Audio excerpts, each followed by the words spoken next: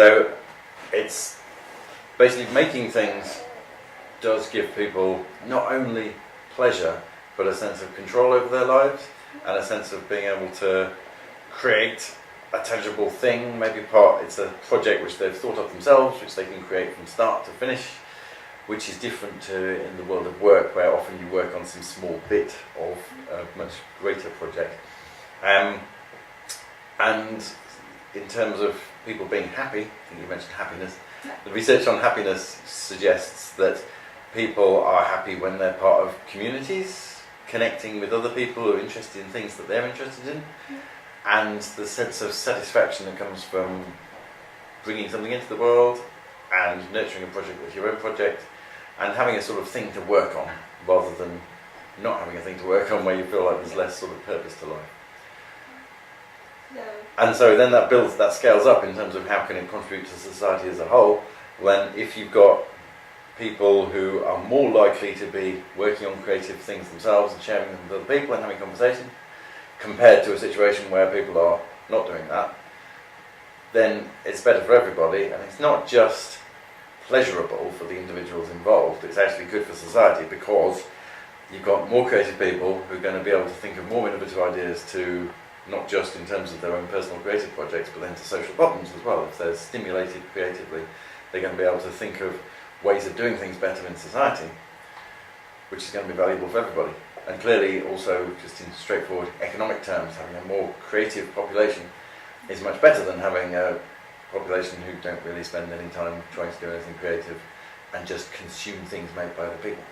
Yeah, I agree with what David Gonzat writes about in his book, that sort of making things and creating them might bring happiness. So I don't think that's the issue really. But then of course, if we look at this in relation to social media, which is my area of research, for example, it might be hard sometimes to sort of achieve those optimal conditions for this type of making or creating culture, because there might be commercial interests involved, and there might be people are not being nice to each other and things like that. But I think there's a huge potential in these sort of maker cultures, and I think that social media contribute to this. Do you think that making things could benefit the society? Yes, I think it can, because it has to do with participation in some way, and it has to do also, at least as I would define it, with doing things, if not together, at least doing things in relation to things that other people have done or produced. So it's a sort of communication, and then it's also ultimately related to democracy and sort of taking part and having a voice and things like that. So I think there's a huge potential for society there. I talk about creativity not in terms of the final product, but in terms of the process, basically. So there's some approaches to creativity which look at the thing that is made, and you assess whether it really counts as a creative thing by the difference that it makes in the culture that it arrives in. And that makes sense for certain kinds of approach. It depends what you're interested in. But my emphasis is more on the process and the feeling that people get through being creative, and the output at the end is less important than that. So it's a focus on people coming together, doing something because it's what they want to do, being able to share ideas with other people, inspire other people, and so get lots of value from that creative process, not so much from the thing that they've made at the end. My thoughts about creativity aren't completely original. People have emphasised the process of creativity numerous times before, I'm sure. But yeah, inevitably it comes from personal experience of the positive feelings and experiences that I've had from making things, particularly I've been making websites and things online since the middle of the 1990s, which is nearly 20 years ago now, and has definitely brought benefits in my life, some in straightforward career terms and some in various other ways as well, just in terms of being able to find people who are interested in things that you're interested in and have conversations with them, and to get the stuff that you do noticed and recognised by other people. That's the career one. That definitely helped. So I was one of the people making things online at a time when not so many people were making things online, and so it was more kind of unusual to get attention that way. And also, I've just always liked making things physically and digitally. And the book is Making and Connecting is about people making things both offline and offline, so that obviously mirrors that as well.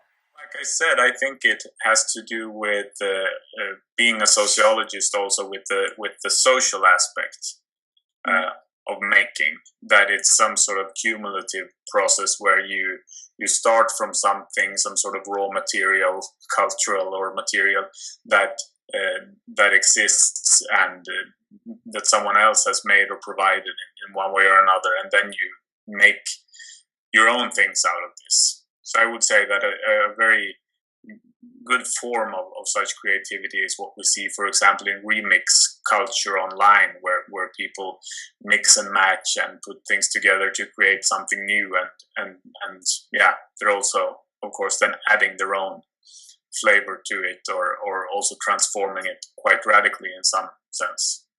Yes.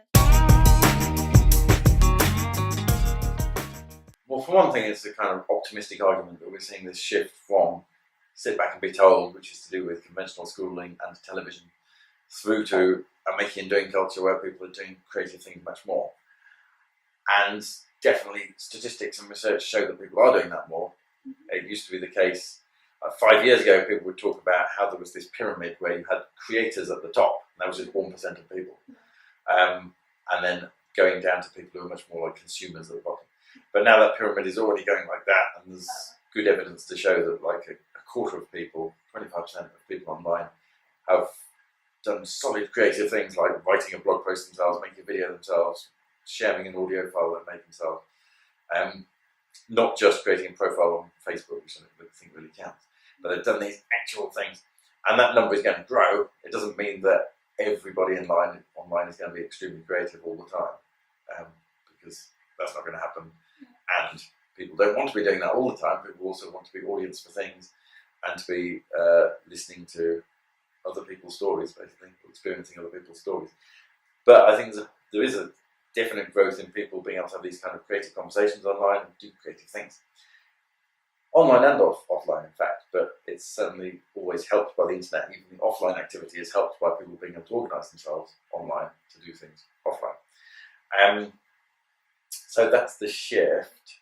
Do you agree that there should be a transformation from the sit back and be told culture to making and doing culture in Web 2? Yeah, you mean if I agree that there should be, or yeah, I think there has been already. So that's sort of something that we can see empirically, that when we look at media users or media consumers or media participants, whatever we should call them, and we look at them throughout history, there has been a movement from a more passive audience to a more active audience. And that has to do, I think, largely with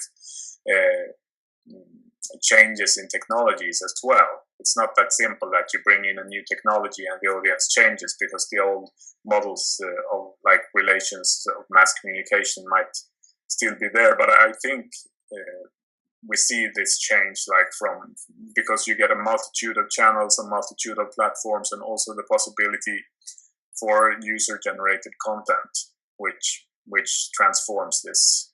So yes, and I think also it's a good development, of course, because it's more participatory and more democratic. Yeah. So do you think the making and doing culture will lead the future of the internet? I hope it will, because I think, as I said, it's a good thing. But I also think that what we see today with, the familiar debates about the commercialization of social media, there are huge corporations owning these platforms that we tend to use the most, even though there are alternatives just like YouTube and Facebook and those types of platforms, Google, that are dominant. And those are also major corporations. And then we also have the more political side of this with the whole surveillance debate and things like that. And we have seen in the Middle East and North Africa and other parts of the world how the internet is being shut down in some during some periods, or also shut down definitely.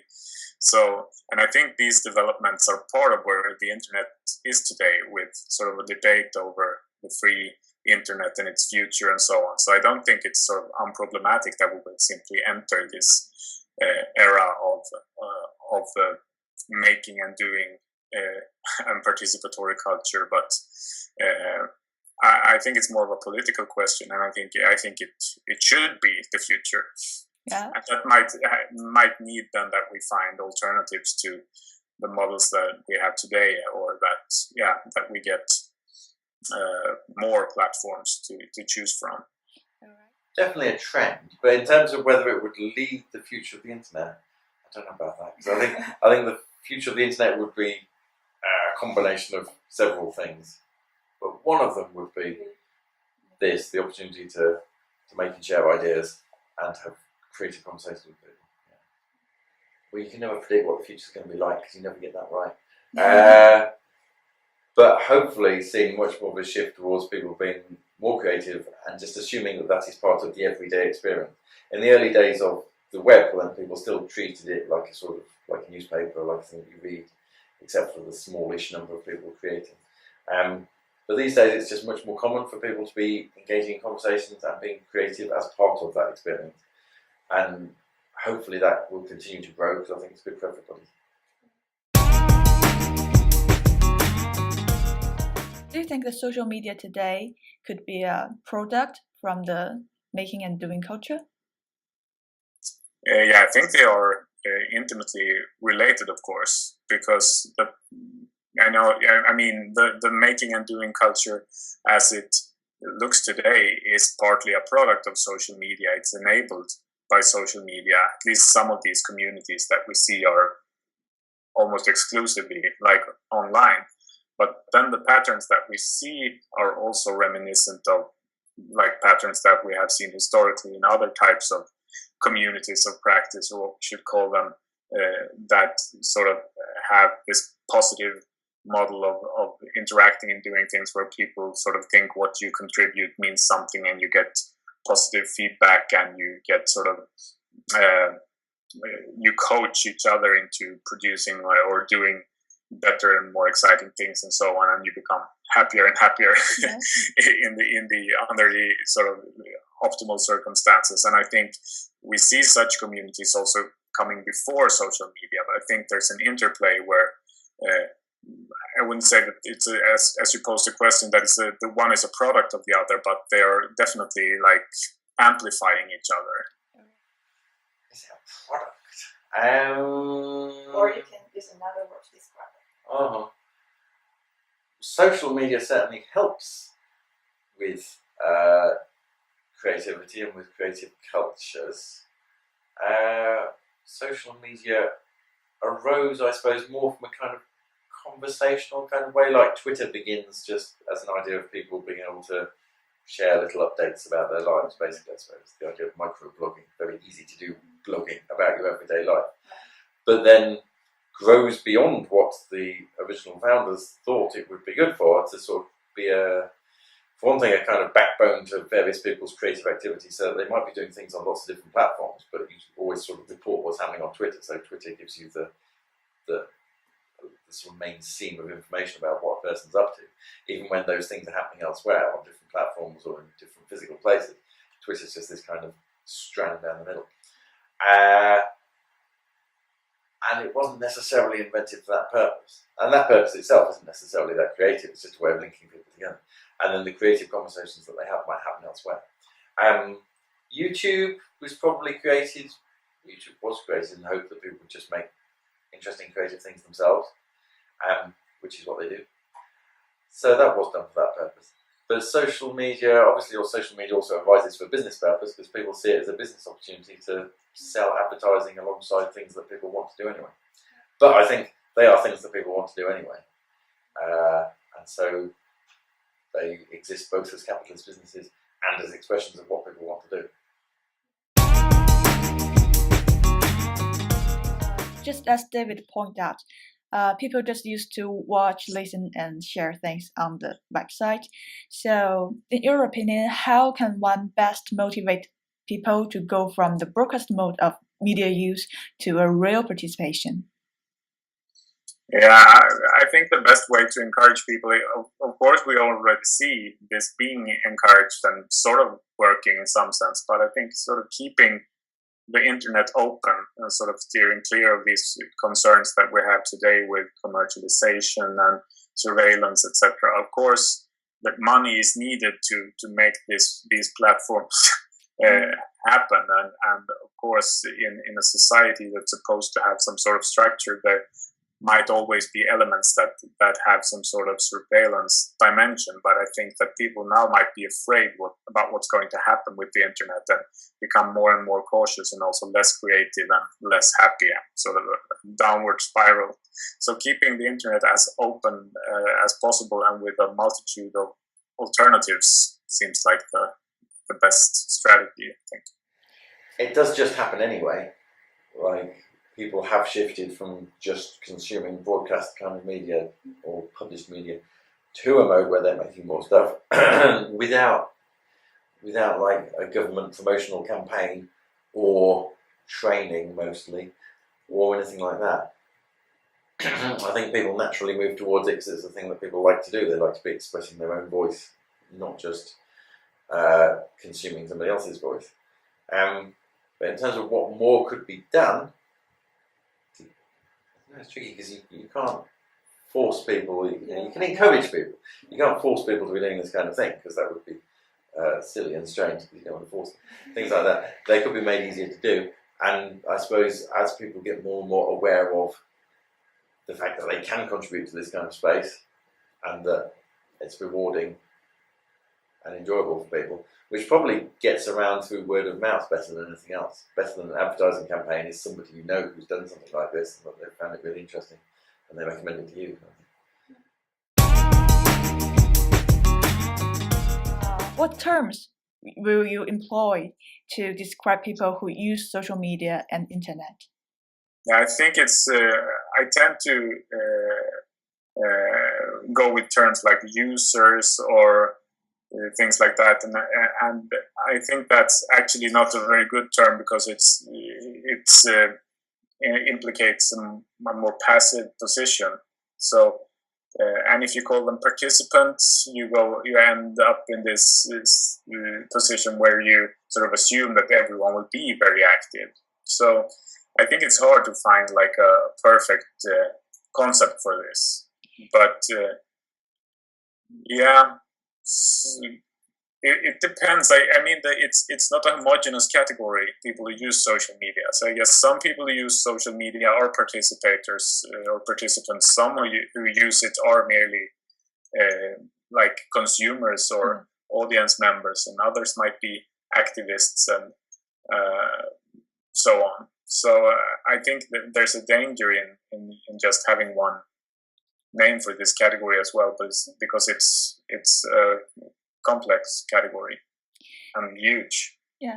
So will you use the term prosumer to describe the users, like the producer and the consumer come together? Will you Yeah, I think it's that type of concept. Of course, user, producers, or prosumers, or all of those variations of sort of drawing those terms together, it's making some sort of point. I think it might become a slogan or something that's more like a fancy buzzword, but I think what we see is actually sort of a dissolution or challenge of boundaries where producers and users or consumers and producers are not really distinct categories anymore. So I think it's sort of a productive idea to have. So it's some sort of hybrid form, and so I think there's a danger of it becoming just a buzzword that's sort of empty, and if you say it, then it's true, sort of. but I still have to admit I sort of like those terms because they are hybrid or have both aspects in them, and I think that's sort of as good as it gets. Well, some of the time they're users of particular technologies, or they're people. That's what we're talking about. We're talking about people. Well, people's creativity ranges from very small little things like making a wry joke on Twitter is a very small little thing, through to producing a series of videos or blogging every day, for example, which is quite a hard job, blogging every day, or something like that. So, and creativity is any of those things, but some people are expending more creative effort than others. In terms of defining who counts as creative and who counts as not creative, well, I'm not really interested in doing that. As any kind of creative activity is potentially interesting, but some people obviously spend more time on it than others. Yeah, I think there are levels of creative users, because the most creative user would be a person who goes on social media and actually produces something substantial by themselves, like running a blog or having some sort of social media presence or group that you actually work with continuously and actively, and you also relate to other things that are posted online. You might remix it or challenge it or do various things around that. So then you're, of course, very creative. Then you can be creative in a more artistic sense as well and be very productive in producing some sort of fan art or other types of like music and things like that. But I guess there's also a sliding scale. Like if you just sit back very passively, then you're not a creator, other than maybe you think something about things you take in, and that's some sort of creative or productive act. But I mean, then you have sharing links or liking things or sort of making the small connections that are just by a mouse click here and a mouse click there, and that's maybe not creative. But then when everything is aggregated together online, all the small contributions, then it's still powerful. Yeah. So I mean, people can be creative as a crowd as well. You know, if you have millions of people browsing a library website, then you will get information about which books relate to which in some sort of crowdsourced sense. People who looked at this book will look at that, will tend to look at this book as well. So then every little click is creative. Yeah. It's part of creating this larger thing. So it's creativity can be a lot of things, of course. And also, of course, you can monetize on those things, like when it's not a library, but it's Amazon who does this as well. So then we're back to sort of the darker side of the internet, where it might be some sort of exploitation or free labor and things like that. Yeah. How do you think about the free labor, just as you mentioned? Yeah, I think it's an interesting field of study now that's emerging, because of course, you have people producing a lot of content online. Yeah. They're posting pictures of their dinner, or they're sort of just doing everyday things. But that content taken together becomes very valuable in producing content that sites like Facebook and YouTube don't have to produce by themselves, but they can still sell the ad space and so on. So that's, of course, interesting in some sort of labor. But then also, as David Gauntlet has said, either in Making is Connecting or in some other context, that the one thing like that the platforms might be commercialized or monetized doesn't mean that people are sort of cheated or that they feel bad or exploited for doing this. So of course it's even more complexity there. But yeah, I think it's a welcome debate, this thing about free labor, because there's a lot of energy going on online, and people are putting in large amounts of time, like gaming or sharing things. You're just doing things for fun. Yeah. But it's actually big business as well. So what do we do about that? Should everyone get salaries for going on social media, or should we have a trade union for social media users, etc.? Well, things will be different in 20 years, I guess, but I'm not sure how. Yeah. So do you have your own assumption about this issue, the free labor? Yeah. Politically, I considering myself as some sort of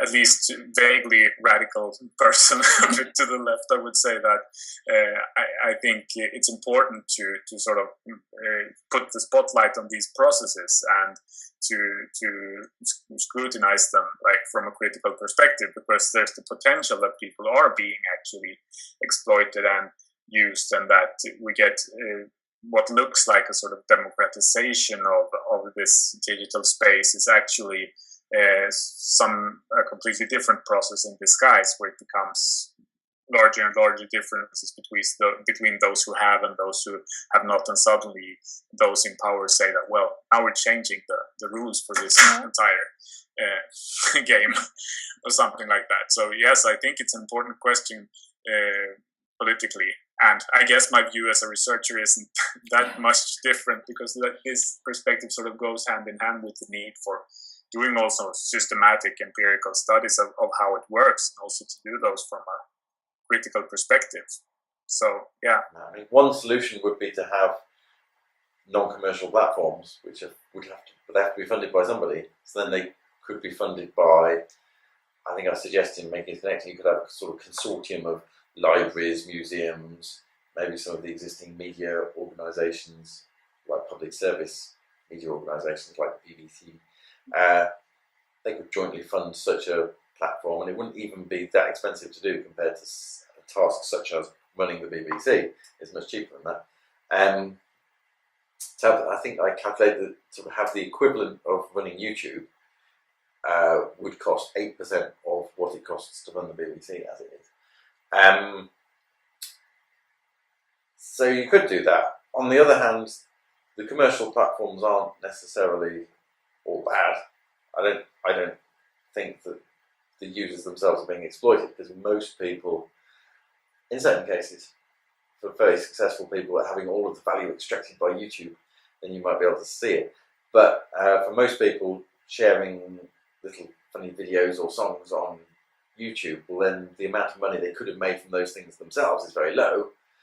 But anyway, the economic argument is not relevant, because they're not doing it for that reason. They're there because they just want to share the thing with some friends and some other people, get some attention, get their thing recognised. And the economic lens is not appropriate in that case, I would say. I'm not aware of statistics, but I think people are aware. Like, you know, if you post something on YouTube, YouTube's a commercial channel, you might get adverts put against it. You might receive an advert from YouTube asking if you want to join a partnership program and share in some of that money. I think people are aware that they're commercial enterprises, but they basically don't mind, because what they're producing themselves anyway, they're not doing it because they want to make money. And if they wanted to host, for example, a video themselves on their own self-hosted website, it would cost a certain amount of money. And just sticking it on YouTube, they can do it for free. And so they sort of perceive themselves to be saving money at the start. If they became really successful, then you could make an argument that YouTube is extracting a lot of value which the person themselves should be getting. But certainly in the early days, and in most people's experience, because most people are not extremely successful, you know, they're not unsuccessful, but they're just not watched by millions of people. They're all part of the long tail. And then you might as well get YouTube to pay for the video distribution rather than pay for it yourself. Well, that's a tough question, because if I say no, then it seems like I would say that people are stupid, they don't see what's actually going on. But if I just go to myself, I can see these problems at the structural level. Yeah. And I don't necessarily feel used or exploited myself when I do these small micro acts online, because I do these things for fun. Like I post a photo on some photo sharing platform or something like that. And of course that may be another little piece of this puzzle that makes it possible for this company who owns the platform to sell ad space. But still, to me, it means something else among my friends and my family, where I share the picture and so on. So I think that's actually where the risk is, but it's also the fact of the matter is also that it's a bit risky, because then you might say that people are not seeing that they are exploited. And I guess there are class theorists and Marx scholars other than me that have literature to point to, because this dilemma cannot be new, really.